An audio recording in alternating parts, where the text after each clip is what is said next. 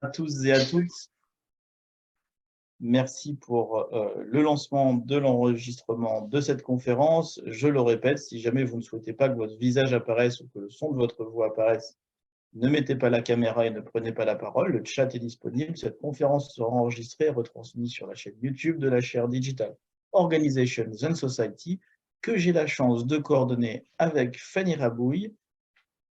C'est moi. C'est la chaire, voilà, c'est la chaire qui s'occupe de créer, diffuser des connaissances autour de la transformation numérique, en fait, pour le dire court. D'ailleurs, c'est une belle façon de le dire de manière très succincte.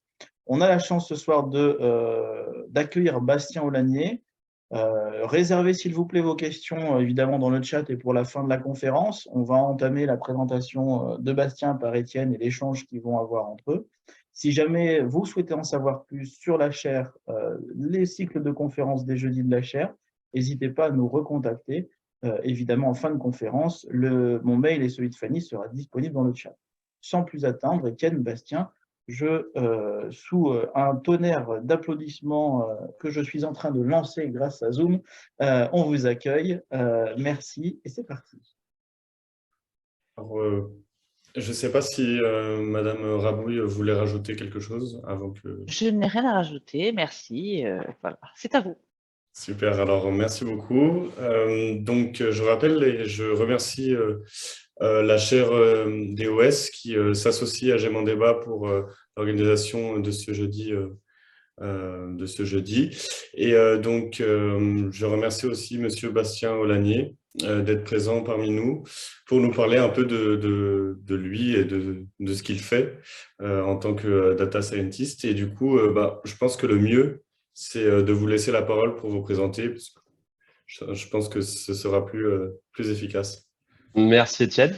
Alors, un détail qui n'en est pas un, je ne suis absolument pas data scientist. Je travaille sur le business développement pour des groupes numériques ou des sociétés de conseil depuis une dizaine d'années maintenant. Et j'ai été amené à travailler sur de nombreux sujets liés à la gouvernance de données, et principalement des sujets liés à la gouvernance des données produits.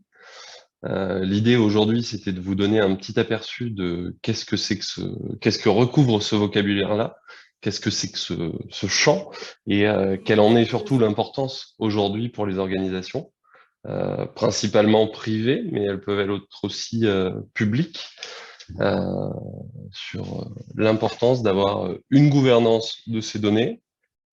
Pourquoi on se pose ces questions aujourd'hui?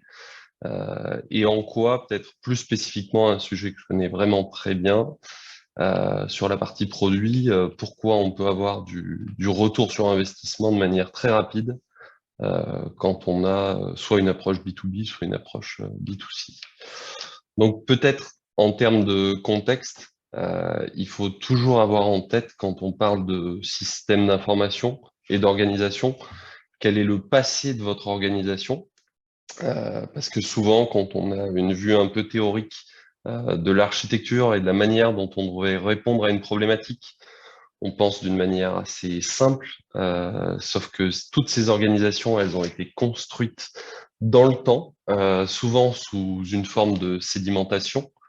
Donc, si on prend des groupes comme BNP Paribas, c'est des ensembles de sociétés qui se sont jointes les unes aux autres. Et souvent, les SI n'ont pas été intégrés de manière forcément cohérente. Et ça a pu être des décisions pour garder de la décision, éviter des investissements. Et on se retrouve donc avec cet empilement de couches de systèmes d'information, ce qui fait qu'aujourd'hui, on entend beaucoup parler de silotage de l'information, du fait qu'on travaille en silo. Alors, peut-être dans les organisations et la manière dont on opère, mais aussi sur la manière dont on gère ces données. On peut avoir, par exemple, dans des grands groupes industriels, si je vais même au-delà de la donnée sur la partie applicative, on va se retrouver avec des groupes qui ont un ERP par grandes usines, par exemple. dans l'industrie. Donc, ça veut dire qu'on va avoir énormément de modèles qui vont avoir certaines cohérences entre eux. Si je garde le concept de l'ERP, il n'y a pas de raison pour que les parties finances et opérations soient extrêmement différentes dans un pays donné. Mais il y en aura toujours, parce que les règles qui ont été décidées à une période ne sont pas forcément les mêmes d'une entreprise à l'autre. Il y a toujours de bonnes raisons pour ça. Mais aujourd'hui, ça fait qu'il y a un véritable problème de lisibilité. Alors, de lisibilité en interne, pour le top management d'un très grand groupe français, mais je parle de la France depuis tout à l'heure, mais c'est aussi vrai à l'étranger, hein, si vous devez donner la vision d'un groupe coté international, coté sur un marché d'importance, on va dire, hein, type CAC 40 ou Nasdaq, à moins que votre société soit très récente, type Facebook, Meta, et encore, je ne connais pas assez leur architecture pour le dire, vous allez avoir énormément de problèmes de lisibilité. Votre lisibilité, elle va être principalement financière, c'est là-dessus où on a le plus de cohérence, mais parce que au-delà de votre SI, vous avez mis beaucoup d'équipes en place pour assurer de la consolidation financière. Donc aujourd'hui, il y a un vrai sujet sur la partie données, si on veut en tirer de la valeur, si on veut, un, comprendre ce qu'on fait, et deux, être compris par les personnes auxquelles on s'adresse, il y a un véritable enjeu là-dessus. Et cet enjeu-là, il est notamment à adresser via la gouvernance des données. L'idée, c'est, au travers de référentiels, d'arriver à définir où se trouve la bonne donnée. Quelle est la donnée de référence, la donnée maître, ce que les Anglais appelleront le Golden Record, qui va faire foi pour l'ensemble de l'organisation. Ça peut concerner énormément de choses, hein. Vous allez pouvoir avoir des référentiels sur vos sites, sur vos salariés, sur vos produits, sur vos clients, bien sûr. Et les deux référentiels aujourd'hui sur lesquels les entreprises se focalisent le plus, parce que c'est là où il y a vraiment de la valeur à trouver, notamment auprès de leurs clients, c'est sans surprise le référentiel client et le référentiel produit. Le référentiel client, parce que connaître mieux son client en fonction du business dans lequel on est, ça peut avoir plus ou moins d'importance. On va pas se le cacher, il y a des business où ça a une importance très relative. Si je suis un retailer dont l'objet et le cœur de business, c'est de vendre du prix, j'achète et je vends du prix, je fais du négoce, je sais que les gens viennent acheter chez moi parce que je revends le moins cher possible. Connaître mon client, ça a une importance relativement faible. Par contre, si je suis un retailer qui vend de la marque, je suis une enseigne de luxe, je vends à peu de gens, mais je vends très cher. Connaître mes clients, c'est extrêmement important. Dans le luxe encore plus, parce que si je pousse le curseur un peu plus loin, c'est un secteur où finalement il y a assez peu de clients. Par contre, il y a peu de clients qui achètent énormément de vos articles. Donc, les connaître leurs habitudes, c'est très important. Donc, sur le référentiel client, il y a un vrai enjeu aujourd'hui à mieux connaître son client, mais ça dépend vraiment de votre organisation, de son objectif et de son business. De la même manière, sur la dimension produit, il y a un véritable enjeu dans l'adressage de votre marché. Parce qu'aujourd'hui, typiquement, si je prends un grand groupe de construction, ça pourrait être un groupe tel que, proche du métier de la construction, un groupe tel que Schneider pour Grenoble, par exemple. Schneider, finalement, c'est l'association de dizaines, voire de centaines d'entités légales qui produisent ou font du négoce de pièces électroniques et électriques, qui sont destinés à des marchés extrêmement différents, qui peuvent être, ces entités, elles peuvent être parfois concurrentes, elles peuvent être complémentaires. Et en fait, globalement, vous allez vous rendre compte, si je sors uniquement du cas Schneider, hein, on peut imaginer n'importe quelle entreprise à cette place-là, que quand vous êtes à un poste de direction, vous allez vous rendre compte que la plupart de vos clients, ils ne vous achètent qu'un seul type de produit. Alors que finalement, il y a tout un étendu dans la gamme de votre groupe qui pourrait les intéresser. Donc, il y a une véritable question sur comment j'arrive à communiquer auprès de mes clients l'ensemble de ces produits pour qu'ils les achètent d'un bloc chez Schneider. Aujourd'hui, dans la construction, ça passe par des solutions telles que le BIM, qui est le Building Information Modeling, que certaines entreprises ont la bonne idée de mettre à disposition directement des architectes gratuitement. Sauf que quand vous vous connectez au BIM, vous avez accès à l'ensemble des produits de votre entreprise. Donc, si je vends de l'électrique, je peux m'assurer que dans le BIM, toutes les données qui y sont reliées, elles sont intégrées dans un PIM, un Product Information Management, où mon architecte, il va pouvoir sélectionner tous les produits que moi, je suis à même de lui offrir, et il va pouvoir avoir sa construction, sa modélisation au niveau électrique, par exemple, mais ça pourrait être autre chose, hein, ça pourrait être ses murs, ses fenêtres, issus d'un seul et même fournisseur.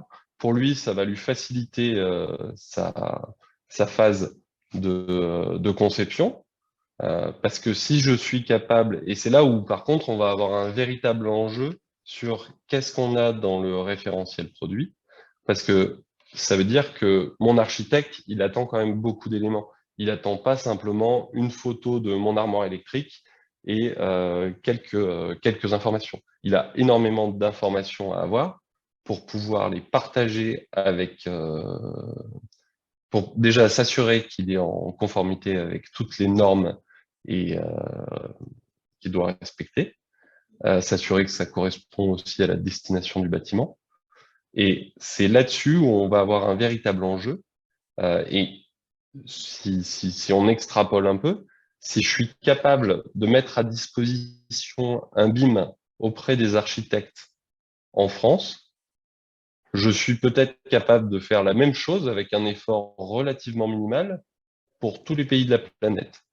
Par contre, ça pose une véritable question, et là c'est intéressant à deux titres pour vous, c'est que certes, on a des enjeux technologiques, techniques, sur comment j'arrive à avoir le bon software qui me permet de répondre à cette problématique, mais on a aussi un gros enjeu de management, parce que ça veut dire qu'il va falloir aligner énormément de pays, il va falloir prendre en compte toutes leurs limites.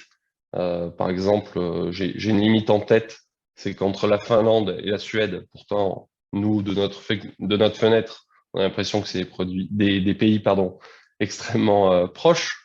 Mais en termes de normes, il y a des choses qui varient de manière assez importante. Il y a des pays où on va parler en décimètres, il y a des pays où on va parler en millimètres, il y a des pays où on va parler en centimètres. Alors, c'est uniquement de la mesure, vous allez me dire, ça devrait être relativement simple à gérer. En effet, c'est simple à gérer. Par contre, il faut le penser, et il faut penser à un outil qui permet de gérer ça. Et où on ne va pas avoir à chaque fois à faire intervenir quelqu'un du marketing pour qu'il mette en Finlande, c'est en millimètres, en Suède, c'est en centimètres, pour que les règles de manière automatique sur un ensemble de produits, parce que là, je parle d'une armoire électrique, mais on va dire que un groupe comme Schneider, c'est des centaines de milliers de références. Donc, cette problématique-là, il faut la penser sur une échelle très importante. Et c'est en ça que le référentiel de données produits, ça devient un sujet extrêmement important.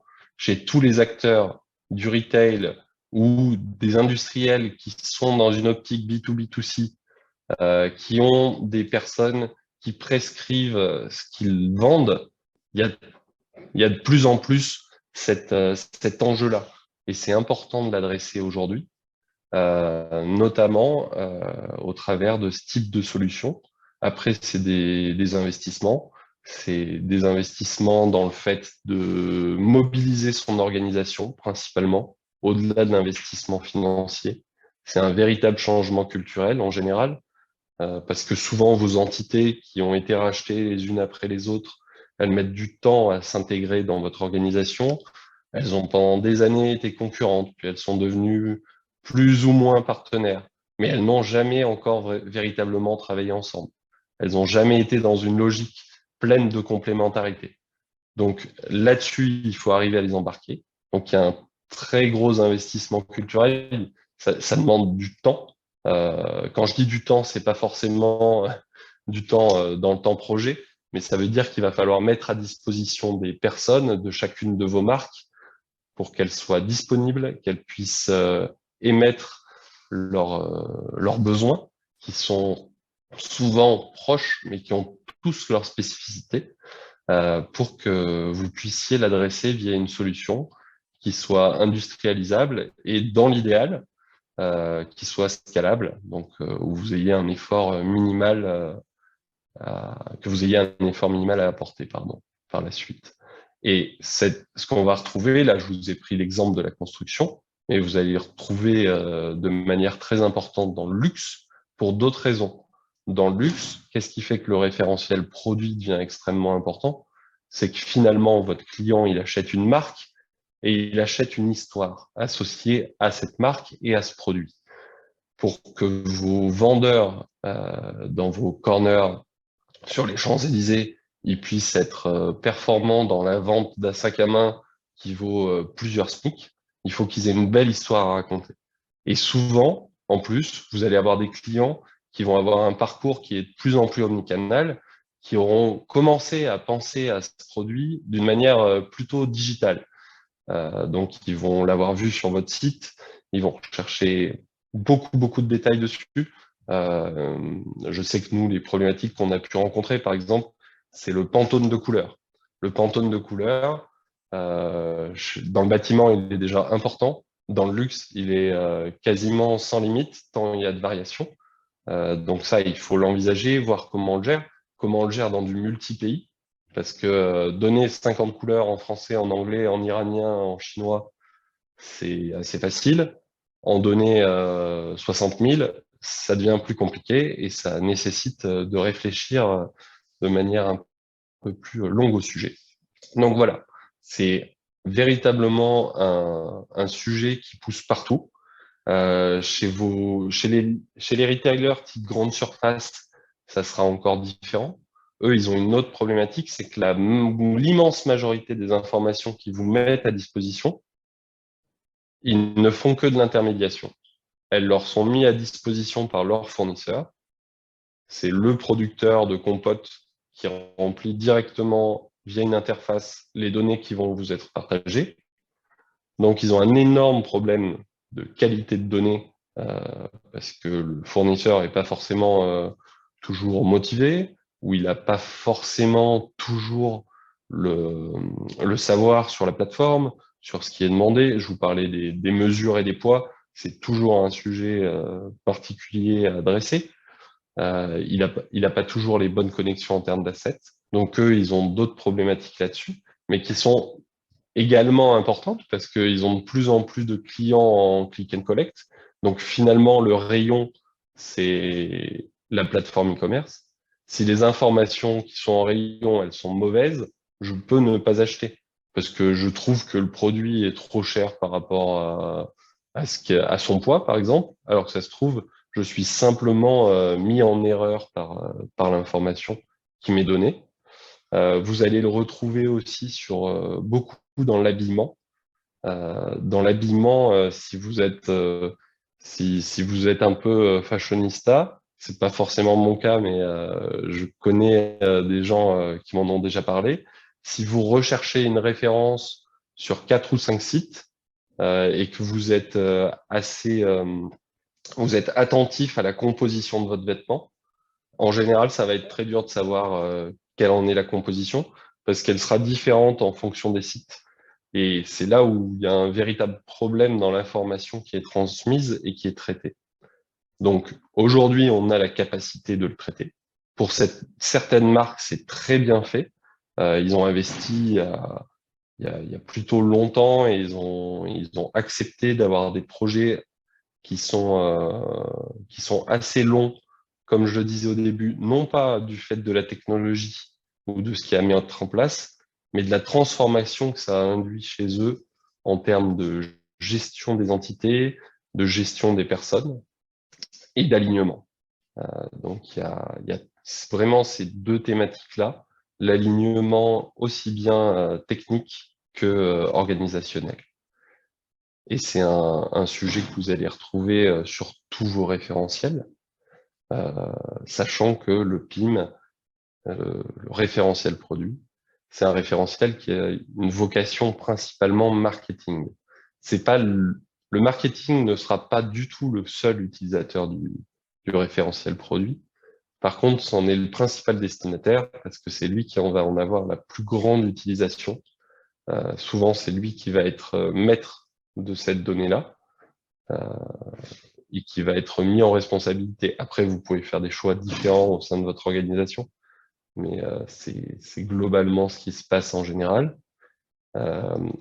Si je viens sur les points de difficulté autres que la partie organisationnelle, même si ça se rapproche, c'est que parfois on a des incompréhensions, y compris dans l'organisation au niveau des équipes IT, sur la nécessité d'avoir ce type de solution, alors que on a déjà des ERP qui sont censés centraliser tout un tas de types d'informations. C'est vrai, dans l'idéal, ça devrait fonctionner. Dans la réalité, ça ne fonctionne jamais. L'ERP n'est jamais une source unique de référence, excepté sur la partie financière, ce qui est extrêmement important pour l'ERP central. Et encore, elle va nécessiter de la consolidation par la suite et de la revue humaine pour s'assurer que tout est cohérent. Donc, parfois, vous pouvez aussi avoir des frictions internes entre différentes équipes. À nouveau, hein, je rappelle, ça se base vraiment sur des grandes organisations. C'est quand on va être dans des dizaines de milliers, voire des centaines de milliers de salariés, donc on va avoir des organisations très complexes et où il va falloir adresser ces problématiques-là. C'est peut-être un tout petit peu moins vrai dans les sociétés de services, où le référentiel produit est beaucoup moins important, que ce soit les services financiers, les services à la personne. Ils ont des référentiels produits sur la partie financière, mais qui sont plutôt liés à des contraintes réglementaires qu'à purement une volonté d'accélérer le business et d'aller chercher des clients. Là où vraiment, si on va sur les retailers ou les industriels qui ont cette démarche B2B2B, B2B2C, on va retrouver cette problématique-là. Et c'est pour vous donner une idée du potentiel de croissance, sur un grand groupe français qui a des centaines de marques différentes, qu'on ne connaît pas toutes, mais dont on connaît très bien le nom du groupe, ils ont remarqué qu'en fait, en moyenne, leur client moyen, il achète 2 marques du groupe et que potentiellement, il peut en acheter 50.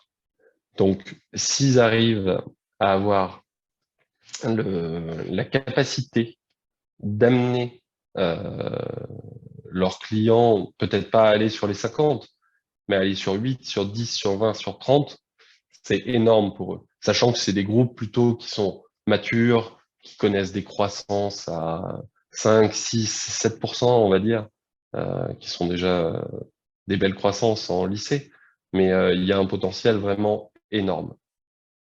Ça sera peut-être la transition vers les questions. Bonne idée. J'ai pas toujours là, je vous mets un peu dans un tunnel sur le PIM et le référentiel produit, mais vous avez peut-être des questions qui vous viennent à l'esprit tout de suite. Donc ça peut être l'occasion de basculer là-dessus. Donc n'hésitez pas si besoin. Et la seule difficulté que j'aurai, c'est à vous citer des noms. Hein. J'ai cité Schneider, j'ai jamais travaillé avec eux, donc j'ai aucun accord de confidentialité avec eux, et c'est pour ça que je les ai cités. Donc, je pourrais nous, pas on travaille répondre à des beaucoup avec questions eux. là-dessus. Nous, on travaille beaucoup avec eux et ils embauchent des data scientists. Enfin, en tout cas, dans la data, ils embauchent à l'appel. Hein. C'est incroyable. Hitachi, vous êtes combien dans l'équipe qui s'occupe de data? Alors, Hitachi dans la data. Déjà, Hitachi au global, parce qu'on serait un beau cas, je suis sûr, de PIM. Hitachi, c'est 400 000 personnes dans le monde. pour un peu plus de 80 milliards de chiffre d'affaires. C'est une division IT qui comprend 25 000 personnes. Moi, en ce moment, je travaille dans une division qui ne travaille qu'avec un seul partenaire technologique, qui est Microsoft. Et sur la data, c'est un tiers de nos effectifs à peu près.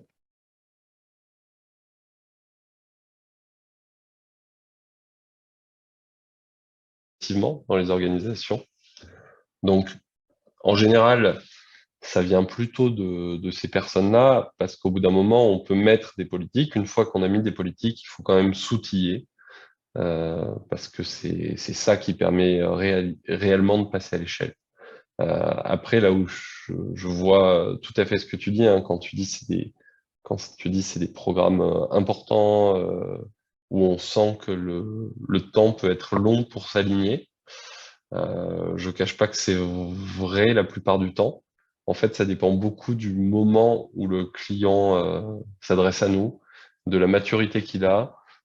Si j'étais un tout petit peu vulgaire, du nombre de fois qu'il s'est cassé la gueule dans l'escalier, et au bout d'un moment, bah, il accepte plus facilement que certains acteurs prennent la main.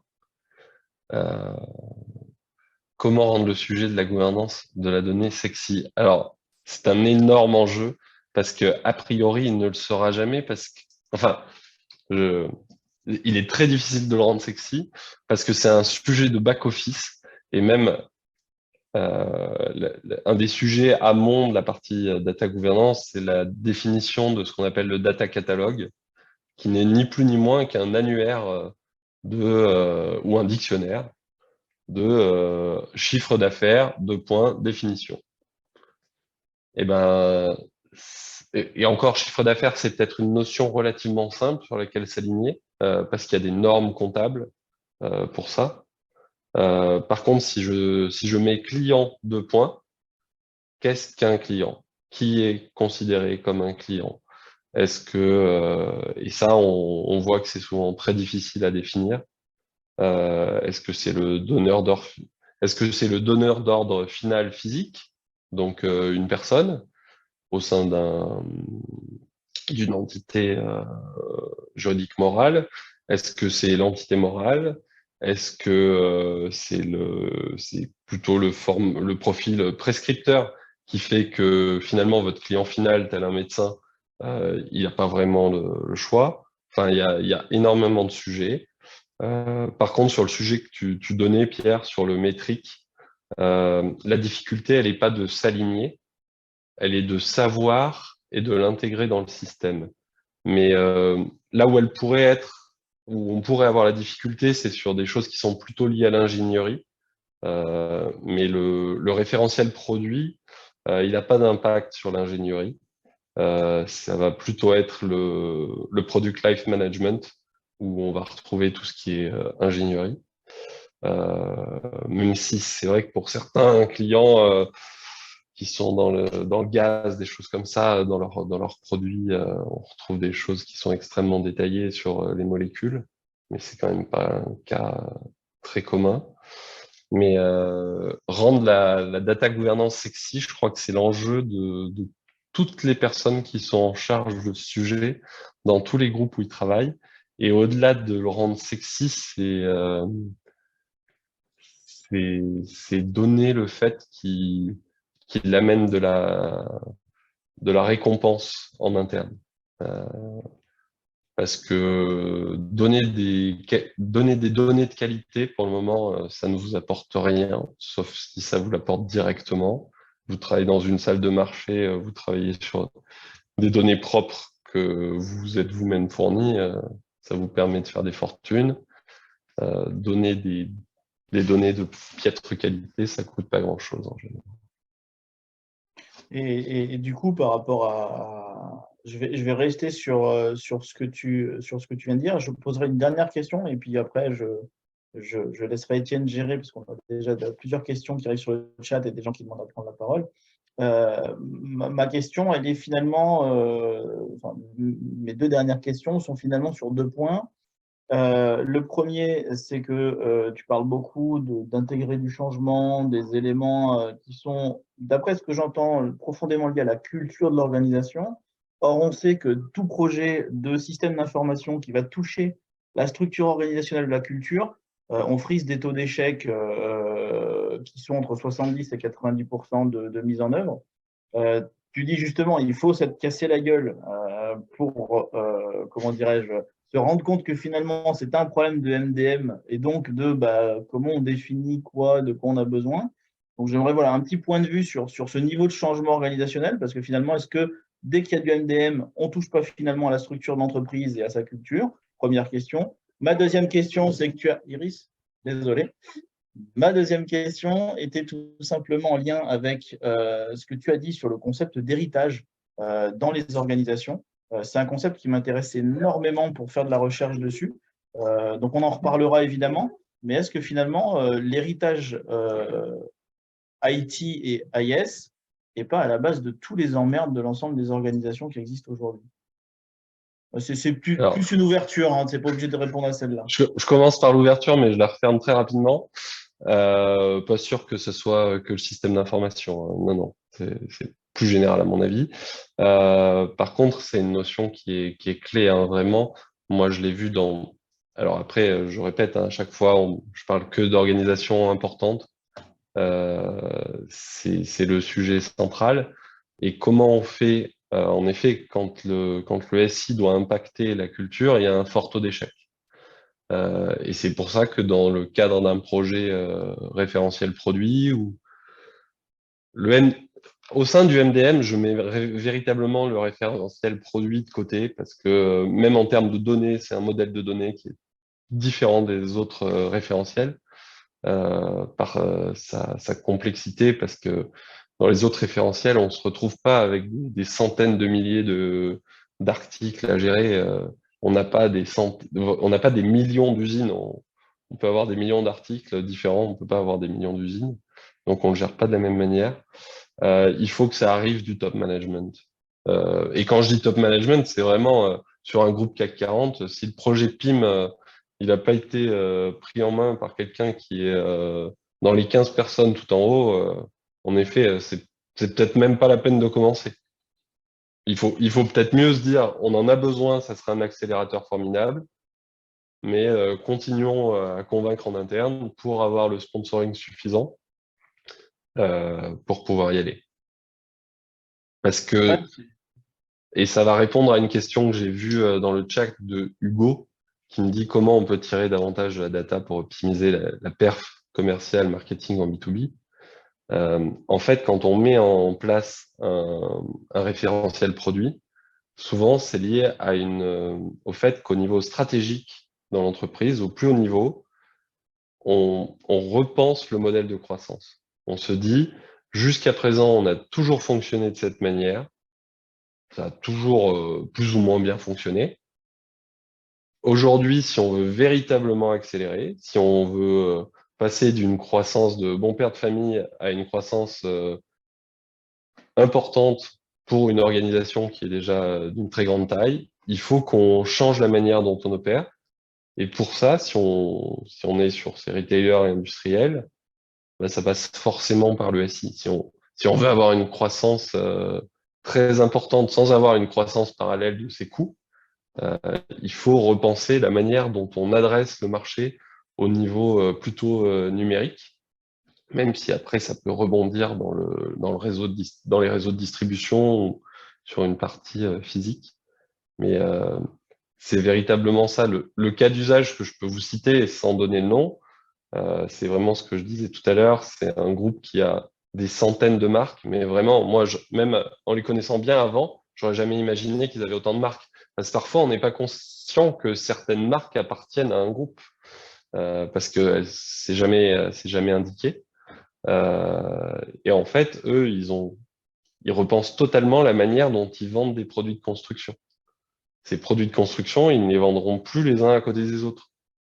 Ils vont vendre, si j'exagère, plutôt que vous vendre un moellon, ils vous vendront une maison via l'architecte. quelqu'un la construira, mais eux, ils vous vendront l'ensemble des matériaux qui permettent de bâtir ce bâtiment, plutôt que de vous en vendre un. Donc, c'est une repense d'une certaine manière la manière dont ils opèrent.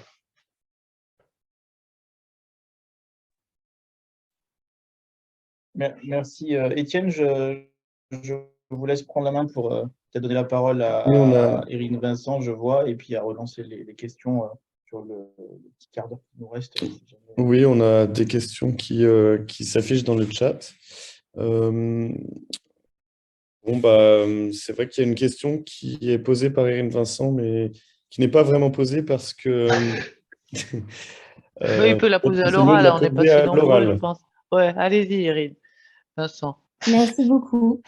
J'avais une question. Lorsque vous avez évoqué, notamment dans le milieu du luxe, ou alors quand vous avez parlé de l'architecte, de l'utilisation des données par le client. C'est-à-dire qu'il a accès à de plus en plus de choses pour préciser de plus en plus sa demande.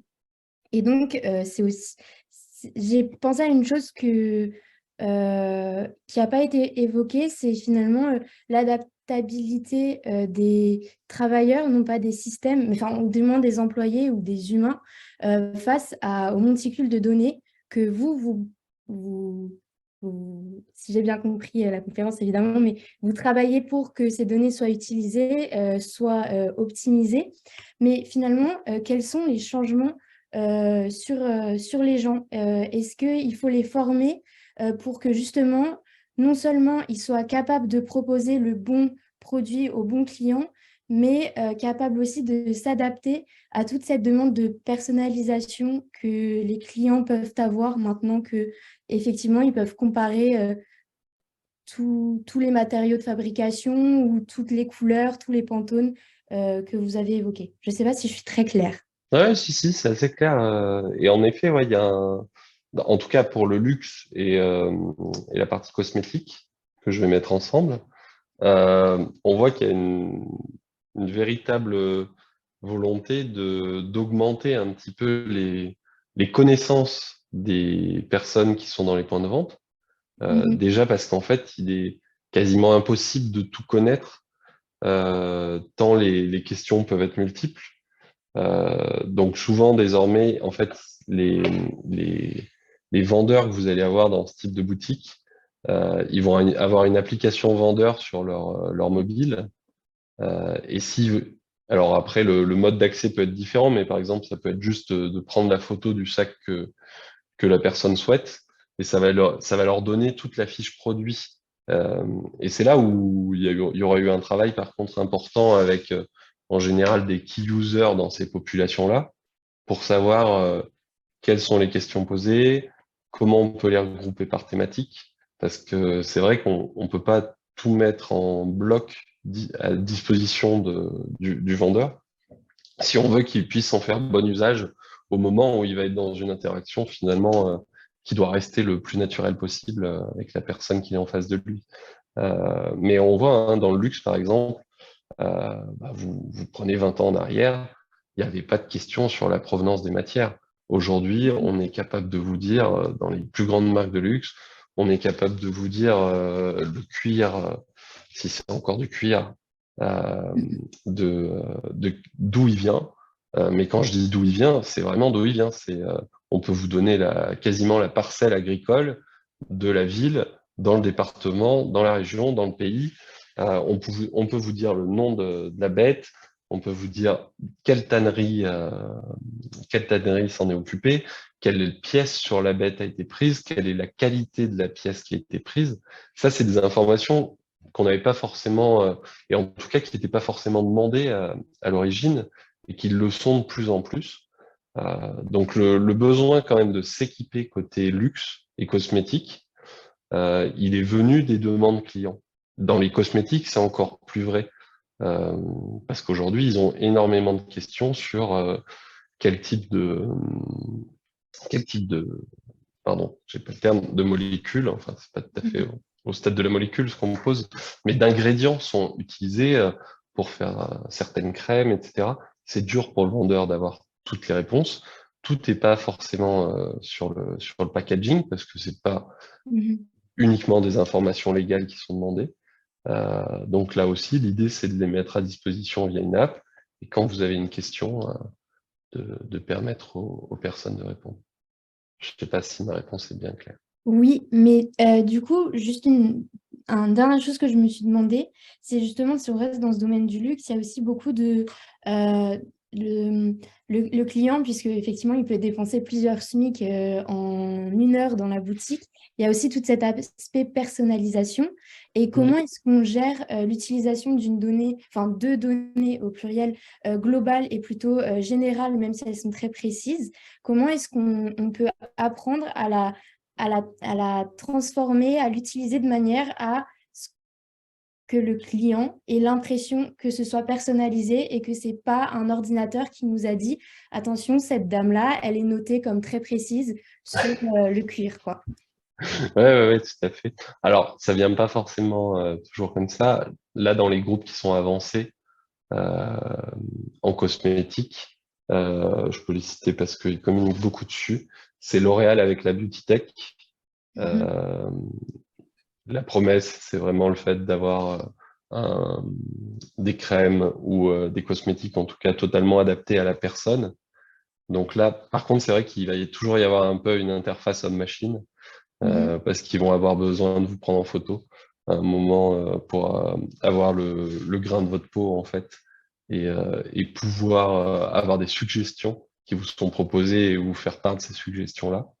Dans l'univers du luxe, en effet, ça arrive pas forcément. En fait, le vendeur n'est pas forcément informé en amont.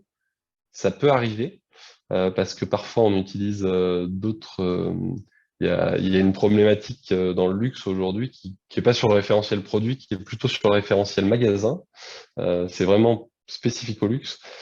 C'est que souvent, en fait, mais ça va être corrigé rapidement, ils sont pas, il n'y a pas de référentiel pour identifier quelles langues sont parlées dans quel magasin par les employés. Donc, il faut qu'il y ait un mix entre le référentiel employé et le référentiel site pour permettre au client d'être dans le magasin où il aura forcément quelqu'un qui parle de manière native sa langue.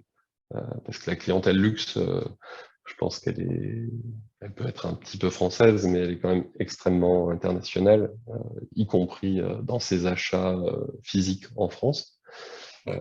Donc ça, c'est une problématique pour arriver à de la personnalisation. Après, ce que leur permet aussi le fait de s'équiper sur la partie produit, c'est de discuter avec la personne qui est en face de vous. Ça se fait beaucoup, pas forcément dans les sacs, mais beaucoup dans la parfumerie. Et en fonction de la conversation que vous avez avec la personne qui est en face de vous et des questions auxquelles elle répond, elle va vous faire tester différents types de parfums, voir si vous êtes dans l'ultra luxe. Le nez qui sera face à vous va s'augmenter un peu de ce référentiel produit pour vous proposer un produit qui est un parfum sur mesure. Mais, et pour tout ce qui est sac, sur les Pantone, etc., ils utilisent des applis de représentation virtuelle pour le moment, pour donner des idées de ce que peut être le sac ou en tout cas l'article souhaité, s'il est dans dans un coloris différent, dans une matière différente. Après, eux, ils ont aussi une problématique après de rareté à gérer. Ça, c'est un autre sujet. Mais voilà. Merci beaucoup.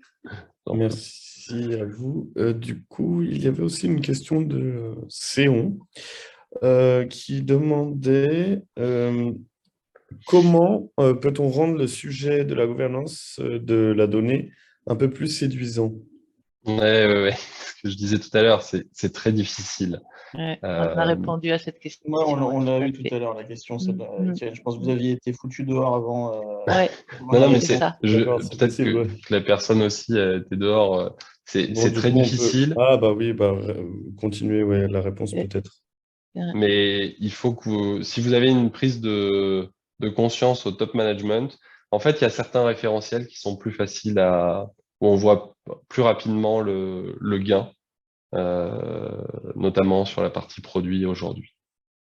Mais après, ça peut être sur la partie RH. En fait, ça dépend beaucoup dans quelle situation est votre organisation.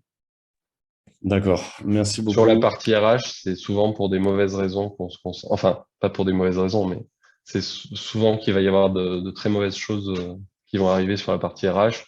C'est qu'on veut avoir une vision unifiée de quelles sont les situations RH au sein du groupe et quels sont les coûts potentiels associés à certaines coupures dans les effectifs. D'accord. Du coup, on enchaîne sur la question de monsieur Patrick Payon, qui demande vous parlez de l'importance de la gouvernance et du temps pour la conduite du changement pour placer des référentiels en administration transversalement à des business units. Comment recommandez-vous de démarrer une approche transversale par des référentiels maîtres si on ne souhaite pas se lancer dans un méga projet MDM pour autant? Quels points cranter prioritairement dans l'organisation? Et si besoin, M. Payon peut étayer sa réponse. Ouais. Alors, quel point recommander? Je crois que ça dépend tellement des... Ça va être une réponse de Normand. Ça dépend tellement des organisations et de l'organisation dans laquelle vous êtes actuellement, dans la manière dont c'est géré aujourd'hui et dont c'est traité, on va dire, même politiquement au sein de l'organisation. Si je peux peut-être juste étayer, si ça... Oui, tout à fait, je vous en prie. Bonsoir à tous, Patrick Payon, DSI du groupe Tessi. Oui, en fait, le contexte serait celui où on déciderait d'avoir quelques gros systèmes fédérateurs de référentiels clés, comme peuvent être un ERP, un SIRH, un EPM ou un CRM, de décréter lesquels sont maîtres en termes de clients, fournisseurs, articles, etc. Et d'irriguer via des systèmes plutôt de middleware pour dire que finalement les consommateurs de ces référentiels-là pourraient être. Donc en fait, ça reviendrait à un MDM déporté en plusieurs morceaux. Oui, tout à fait. Voilà. Et est-ce que ça c'est entendable? Et pour autant, en fait, nous sommes dans un modèle très décentralisé d'organisation avec donc des business units qui sont, je dirais, qui peuvent avoir donc des produits, des clients un peu divers, mais avec des outils qui sont censés les réunir. Et aujourd'hui, on est à la frontière, c'est-à-dire qu'on a posé ces outils-là, mais quelque part, le fait de mettre des business process owners ou des responsables de référentiel n'est pas dans la culture historique de la maison. Donc, c'est comment on amène gentiment le fait qu'on a déjà posé des outils, que ces référentiels devraient être de plus en plus travaillés de manière centralisée, harmonisée, tout en ayant irriguant et en n'ayant pas forcément une approche MDM qui serait justement trop brutale par rapport à la maturité des gens en fait, chez nous. Voilà. Ok, c'est super clair, hein. Je pense que vous décrivez très bien. L'approche MDM, elle est souvent dans le cadre d'organisations vraiment très importantes et où justement ils ont plus pu faire ce choix-là de se dire on va s'appuyer sur des outils qui seront considérés comme référentiels. Dans votre cas et très rapidement après votre évocation, j'ai l'impression que vous avez fait plutôt les bons choix, vous orientez vers les bons choix en termes de choix d'outils. Après, pour amener la culture, ce qui se fait en général, et même dans les plus grosses organisations, c'est de créer une communauté et de valoriser ces gens. C'est ça souvent, c'est là où c'est difficile. C'est un peu comme les key users. Souvent, c'est pas du tout un bâton de maréchal d'être nommé key user d'un outil. C'est plutôt plus de charge et pas de reconnaissance. Je crois que ça passe principalement par là, le fait d'arriver à avoir de l'acceptation. C'est que ça soit pleinement intégré dans une forme de gestion RH des carrières, que les gens qui contribuent au SI, alors que c'est pas forcément leur rôle premier au sein de l'organisation, ils contribuent finalement à une valeur plus grande que ce qui est visible uniquement de ce qu'ils opèrent, et il faut que ça soit valorisé. Et pour aller dans ce sens-là, est-ce que vous êtes plutôt sur des retours d'expérience où vous avez plutôt des modèles où les gens, ou en tout cas pour fédérer ça, les gens ont plutôt tendance à se regrouper en équipe et à faire une équipe de data management, ou les data managers, parce qu'en fonction des outils, peuvent être dans des équipes métiers différentes, selon le référentiel d'ailleurs. Comme vous le disiez, il y a des référentiels qui sont plus marketing, d'autres plus ADV, plus. Ouais. Donc, qu'est-ce qui est plutôt ce qui vous semble le mieux marcher si vous avez un retour d'expérience là-dessus? Alors, moi, je vous recommanderais, mais par contre, je l'associe vraiment à une politique RH qui fait la promotion des personnes qui acceptent de prendre ces charges-là. J'essayerai d'avoir des data stewards le plus proche possible du métier et pas forcément dans la même équipe. Donc, pas Peut-être centralisé même... dans une DSI ou pas centralisé dans une même équipe globale, tout référentiel confondu. Non, exactement. Mais avoir quelqu'un, par exemple, dans l'équipe de la direction administrative et financière qui est en charge de ce rôle-là et qui l'a, mais où pour lui, ça a un véritable impact sur sa carrière, parce qu'il faut être conscient que ça va aussi avoir un véritable impact. Si on veut qu'il soit performant qu'on ait des retours, ça va avoir un véritable impact sur sa charge de travail aussi. Par Et, contre, la méthodologie et le fait d'harmoniser les pratiques, par contre, entre ces équipes très disparates, sera plus compliqué par contre, dans le temps. Oui, tout à fait, tout à fait. Mais je crois que le chantier, il est vraiment tellement au niveau culturel et d'adhésion que il faut pas être trop pressé dans le fait de s'aligner. Il faut pas survendre cette promesse-là. C'est pas toujours évident, hein. J'ai vu des clients où on leur demandait de s'aligner en 1 an et demi sur ça. Nous, on leur disait ouais, et sur l'ensemble des référentiels, on leur disait c'est pas une vision qui est, à notre sens, intéressante. Il faut peut-être s'engager sur des choses plus courtes, mais sur des périmètres beaucoup plus resserrés, et arriver à prendre son temps pour faire mûrir l'organisation sur le sujet. Après, pour vous rassurer, hein, parce que je dis qu'il faut le mettre dans les métiers, mais de toute façon, ça nécessitera toujours une coordination côté DSI, pour les orienter, ne serait-ce que vers les bonnes pratiques, et leur amener de l'information et pas les laisser seuls face à Oui, non, mais il y a pas de souci. un sujet aussi On complexe. est ouvert, l'essentiel c'est que ça marche. Après, ça se place. Merci beaucoup. Je vous en prie. Il y a une dernière question de Pierre qui veut la poser à l'oral, donc Alors, je précise, prendre c'est le pas micro. ce Pierre-là, hein, c'est un autre Pierre. Moi. Bonsoir, est-ce que tout le monde m'entend bien? On t'entend Oui, pas très bien. très bien. Si, ça va aller. Voilà. Bonsoir, déjà merci beaucoup pour l'exposé. Alors, pour le coup, ma question sera peut-être beaucoup moins technique, mais plutôt par rapport à ce que nous, en tant qu'élèves aussi, on a pu voir cette année. On a pas mal travaillé sur justement l'installation de ces systèmes d'information et un peu ce management de la donnée, notamment avec M. Dalsoto. Moi, la question que j'avais, c'était surtout par rapport à la mise en place justement de ces pratiques. Ça a l'air d'être des changements quand même assez lourds pour certaines entreprises. Est-ce que il y a un risque qui se présente pour les entreprises dans la gestion de cette donnée? D'une part, un problème interne, tout simplement de transition digitale. Et deuxièmement, est-ce qu'il y a un risque extérieur aussi au niveau sécuritaire par rapport à la fuite de données ou à ces risques-là? Voilà. Alors, des risques, il y en a toujours, qu'ils soient sur le projet, qu'ils soient sur la solution en elle-même, ou sur les gens qui travaillent dessus. Après, c'est pas une solution, enfin, ce ne sont pas des solutions qui sont extrêmement risquées. C'est pas un cœur transactionnel. C'est pas des applications qui vous permettent de faire des transactions internes. C'est pas votre ERP. Donc, à ce niveau-là, en termes de criticité, on n'est pas au même niveau que d'autres applicatifs qui vont être gérés dans votre SI. Est-ce que vous avez des risques?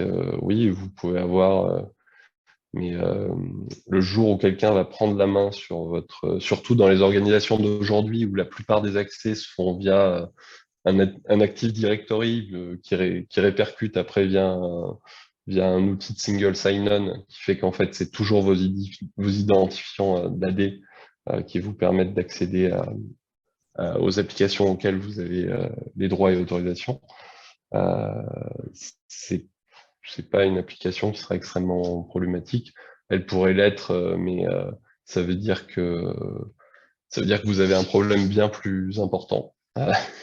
Ou alors c'est un problème particulier sur un de vos administrateurs, mais de la même manière, le problème sera probablement plus important que simplement la compromission de vos référentiels. Donc oui, c'est une application ce sont des applications qu'il faut surveiller. Après, elles ne sont pas au cœur de votre business et elles ne génèrent pas de transactionnel. Donc,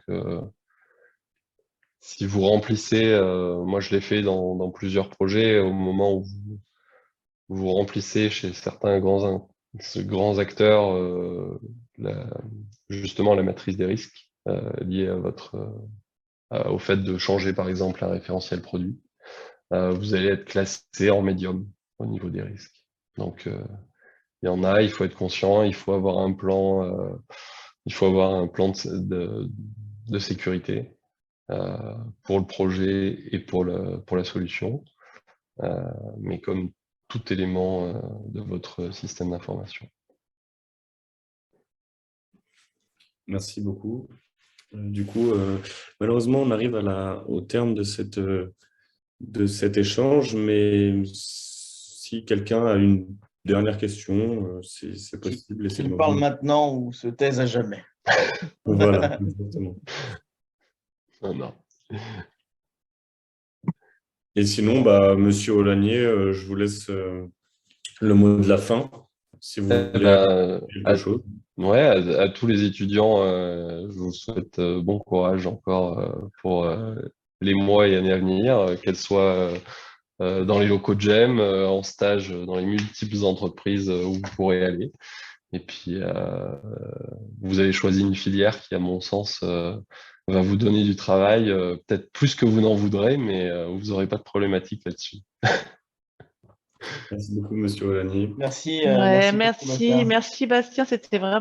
je ne sais pas si Fanny est toujours là pour annoncer le prochain. Oui, bien sûr. La prochaine conférence des jeudis CEDOS, ce sera en février, donc le 3e jeudi de février, je n'ai plus la date en tête, et ce sera sur plutôt l'hygiène numérique, donc plutôt la partie cyber et sécurité numérique. Voilà. Avec un agent de la DGSI. De la DGSI, absolument. Voilà. Quand même bien de faire le teasing jusqu'au bout. Ouais, qui est passionnant en plus. Donc, c'est vrai que, alors là, à mon avis, il va y avoir du monde parce que c'est super intéressant. Et on insiste, cette conférence sera sur site et en présentiel uniquement puisqu'on n'a pas l'autorisation d'enregistrer la conférence. Voilà, puisque ce monsieur travaillant pour la DGSI, il est interdit d'enregistrer et de prendre des photos, de filmer, voilà, pour des questions de sécurité. Voilà. Donc, par contre, ce sera sur place, il y aura un cocktail après, hein, parce que là, Bien, merci à vous tous pour vos questions. Merci à Monsieur Aulagnier encore une fois pour votre intervention et on se retrouve du coup pour le prochain CDOs en février. Ça marche. Merci, au revoir. Merci à tous, bonne soirée. Merci beaucoup. Merci, au revoir. revoir.